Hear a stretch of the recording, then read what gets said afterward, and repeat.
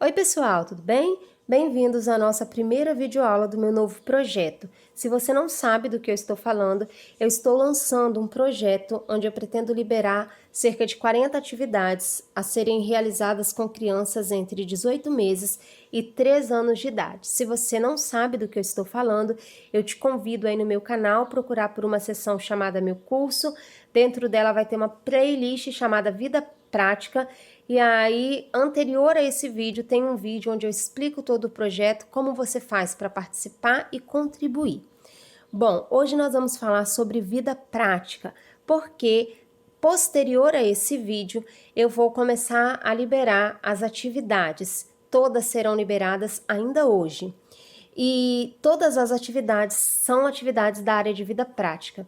Então, eu acho muito necessário a gente entender um pouquinho sobre o que é a vida prática para depois realizar as atividades com a criança da gente.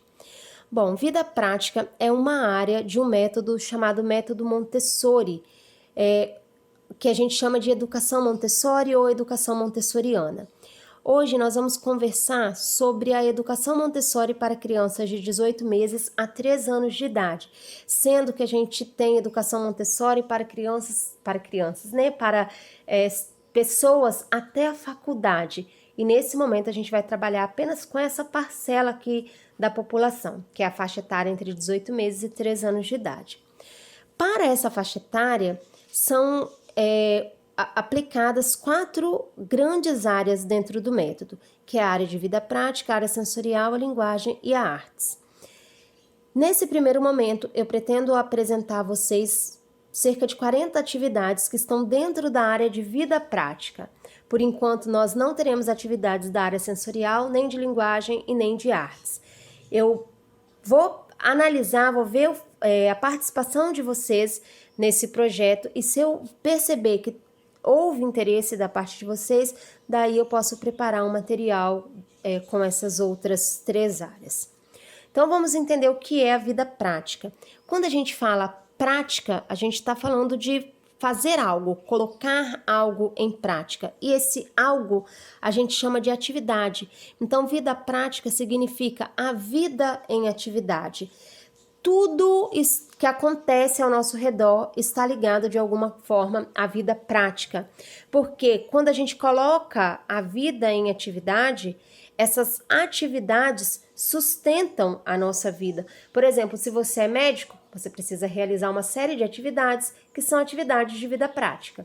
Se você é dona de casa, você precisa realizar uma série de atividades que são atividades de vida prática. Se é psicólogo, precisa realizar uma série de atividades que são atividades de vida prática. Então, as atividades de vida prática sustentam a vida. Além disso, criam cultura. Por exemplo, a gente vai aprender a fazer algumas coisas relacionadas a alimento.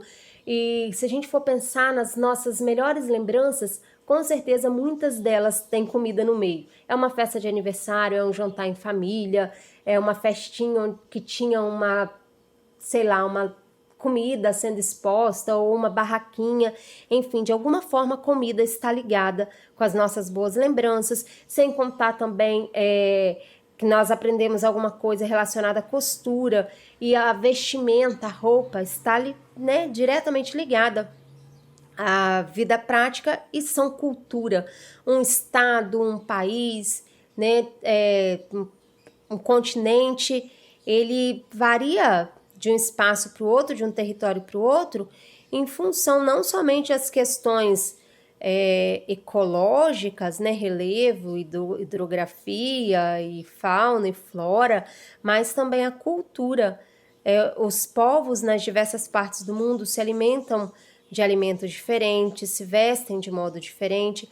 Então, toda essa cultura é regida pela vida prática. E também constroem comunidade, porque essas atividades nos ensinam a relacionar com o outro, nos ensina que nós somos totalmente dependentes. Por exemplo, eu sou dependente do padeiro, sou dependente do mecânico, sou dependente do médico, sou dependente do psicólogo, sou dependente do carinha que trabalha lá no mercado, sou dependente, enfim, de todos os profissionais. Nós estamos numa teia totalmente interligados e dependentes uns aos outros. Então, precisamos aprender a nos relacionar uns com os outros. É o que a gente chama de graça e cortesia. E a vida prática é dividida em 5 sub-áreas. A de coordenação motora grossa, eu não vou trabalhar essa área, não vou apresentar por enquanto nenhuma atividade relacionada a essa área, porque ela é facilmente trabalhada com uma atividade de natação, pedalar, correr, escalar. Eu vou trabalhar nesse momento essas outras 4 áreas. Futuramente, havendo possibilidade, eu trago alguma coisa dessa área também. A principal atividade para trabalhar essa área aqui se chama linha amarela para essa idade. Eu posso trazer isso para vocês futuramente, mas nesse momento a gente vai se concentrar aqui na área de refinamento dos movimentos, cuidado com o outro, cuidado com o meio e cuidado consigo. São atividades que eu vou apresentar misturado, eu não vou especificar essa atividade de refinamento dos movimentos. Eu não vou especificar isso, eu só quero que vocês saibam que as atividades elas estão divididas dentro dessas outras sub-áreas. Eu vou apresentá-las de modo contínuo. Existe uma ordem que essas atividades precisam ser realizadas. Então, até mais ou menos a atividade 23, é muito importante que vocês façam na ordem. E depois da atividade 23, vocês podem realizar conforme o interesse de vocês. Por exemplo, hoje eu estou na atividade, se eu não me engano, 5 ou 6 com a minha filha, mas já realizei atividades que vêm posteriores à atividade 23, porque ela estava preparada. Mas até a atividade 23 é interessante que sejam realizadas na ordem, que você fique um bom tempo com a criança em cada atividade. Eu fiquei cerca de 1 mês em cada atividade, até que percebi que minha filha estava preparada para passar para a próxima atividade. Essa atividade de vida prática, elas têm objetivos específicos. Na verdade, elas favorecem, elas fornecem alguns benefícios à criança. Por exemplo, trabalham a questão da ordem. A criança ela vai assistir à apresentação do adulto e depois ela precisa repetir a atividade na mesma ordem que o adulto realizou. E aí, se o adulto perceber que a criança não realizou na ordem, ele não vai corrigir a criança, ele vai só observar e amanhã, no outro dia, ele vai apresentar novamente a atividade e aí vai observar para ver se a criança está conseguindo fazer na ordem e vai apresentar por vários dias seguidos até que a criança consiga realizar toda a atividade nessa ordem. Só depois que a criança consegue realizar, que ela está proficiente, em uma atividade, é que a gente passa para a próxima atividade. Além dessa ordem nas atividades, a criança aprende também a ordem do ambiente, porque as atividades ficam organizadas de modo bonito, chamativo na estante, e aí a criança vai precisar aprender, que ela precisa ir na estante, pegar a atividade, realizar e depois guardar a atividade novamente. Trabalha a coordenação motora fina. Como eu disse, a gente não vai trabalhar nesse momento a coordenação motora grossa, então a gente vai trabalhar só a coordenação motora fina, que é o preparo dos dedos, da palma da mão, do pulso, que são muito importantes para preparar a criança para realizar outras atividades.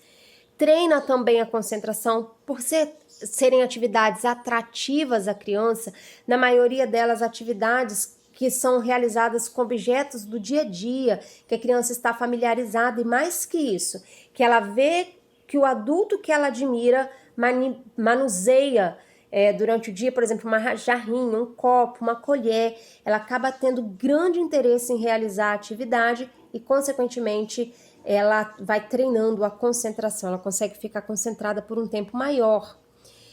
Trabalha o equilíbrio, porque a criança tem que trazer a bandeja da estante para a mesa. A criança, por exemplo, tem a atividade de versar líquido e a criança precisa equilibrar a jarrinha para a água cair exatamente dentro de outra jarra. Trabalha a independência e, consequentemente, a autoestima, porque ensina a criança a trabalhar por ela mesma sem ter a necessidade da ajuda de um adulto ou com a mínima ajuda possível de um adulto, que consequentemente aumenta a autoestima. Trabalha a questão do vocabulário, porque por mais que não seja uma atividade da área de linguagem, quando a criança termina de realizar a atividade, nós trabalhamos com elas vocabulário. Por exemplo, fez uma atividade de transferir de um pote para o outro, quando um pote fica vazio, eu posso dizer a ela vazio, posso dizer que o líquido, que eu pinguei uma gota de corante está azul, posso dizer que, enfim, várias palavras enquanto a criança está ali realizando a atividade. Posso falar o nome das coisas, né? Olha, isso é um alho, agora nós vamos cortar o ovo. Trabalha graça e cortesia, porque ensina a criança a relacionar-se com o outro. Por exemplo, tem atividades em que a criança vai servir um alimento, vai servir um suco, vai servir um chá ao outro, né, para que ela interiorize a importância de estar a serviço do outro. Consequentemente, trabalha a responsabilidade, muito importante, prepara a criança para a escrita, porque são atividades que são apresentadas da esquerda para a direita. Assim como a escrita se dá da esquerda para a direita, essas atividades também são apresentadas da esquerda para a direita. Isso já vai interiorizando na criança esse sentido, né, da escrita. E aí eu quero chamar a atenção de vocês para o seguinte: dentro dos objetivos que eu falei, em momento algum vocês ouviram eu dizer que as atividades de vida prática preparam a criança para realizar as atividades da casa, para ser dona de casa, para aprender a lavar roupa, passar roupa, cozinhar. Esse não é o objetivo. E se você resolver apresentar essas atividades para sua criança com o objetivo de ensiná-la a ser dona de casa, você já está equivocado, já está apresentando a atividade de modo errado. Porque essas atividades fazem parte de um método de educação, ou seja, algo criado para ser apresentado dentro de uma escola. E na escola, o objetivo das escolas não é ensinar a criança a ser dona de casa, é ensinar a criança atividades artísticas, de leitura, de escrita. Então, todas essas atividades, na verdade, preparam a criança para realizar outras atividades, por exemplo, a escrita propriamente dita. E aí vocês podem me perguntar, Paula, mas tinha que ser atividade, por exemplo, com jarra, com colher, com pregador? Na verdade, não. A gente poderia realizar essas atividades usando outros materiais. Por exemplo, uma jarra que eu vou transferir feijões. Ah, mas aí eu estou ensinando meu filho a cozinhar, tem feijão ali no meio. Poderia usar outra coisa. Se a criança ela tem... Por exemplo, se o pai da criança é marceneiro, eu poderia colocar dentro da jarra pequenos cubos de madeira. O importante não é que a criança tenha acesso a algo da cozinha, é que ela tenha acesso a algo que ela vê o adulto que ela admira fazendo. E normalmente o adulto que a criança admira é a mãe, é o pai, e normalmente eles estão realizando no dia a dia atividades da casa, e a criança vê isso. A criança vê a mãe cozinhando, vê a mãe lavando, vê a mãe passando, e ela tem o desejo também de participar dessas atividades. O que aconteceria também, como eu disse, se ela acompanhasse a mãe ou o pai em outras situações. Por exemplo, se o pai fosse marceneiro, ela acompanhasse o pai nas atividades de marcenaria. Se a mãe for médica e ela puder acompanhar a mãe dentro do consultório, ela vai admirar o trabalho da mãe. Como a gente está falando de crianças de modo geral, fica muito difícil, né, preparar crianças para filho de médico, para filho de marceneiro, para filho de dona de casa. Então, se pega algo que é comum a todas as crianças. O que é comum a todas as crianças? Uma casa. As crianças têm uma casa e na casa, a casa funciona. Na casa se lava, se passa, se cozinha. Então, todas as crianças de uma sala de aula em algum momento estiveram observando um adulto que ela admira, se não a mãe, o pai ou o cuidador, enfim, a avó, um adulto que ela admira trabalhando. Então a gente se usa desse desejo da criança de participar na vida da casa, da rotina, para usar esses instrumentos que antes só serviam para cuidar da casa, agora para preparar a criança para a vida, preparar a criança para realizar atividades artísticas, fortalecendo o dedo, a palma da mão, o pulso, preparar a criança para a escrita, já interiorizando nela a direção, né, da esquerda para a direita, e também fortalecendo os dedos, preparar a criança para ter independência, autonomia, ao vestir-se, ao servir-se, preparando a criança para relacionar-se com o outro, independente da área que ela venha seguir aí no futuro, porque isso não é para preparar a criança para ser dona de casa, é para preparar a criança para a vida. Então, independente do caminho que ela venha seguir, essas atividades preparam ela para se relacionar com o outro. Eu espero que de alguma forma esse vídeo tenha te ajudado e bem-vindos ao nosso curso. Fiquem aí com as atividades.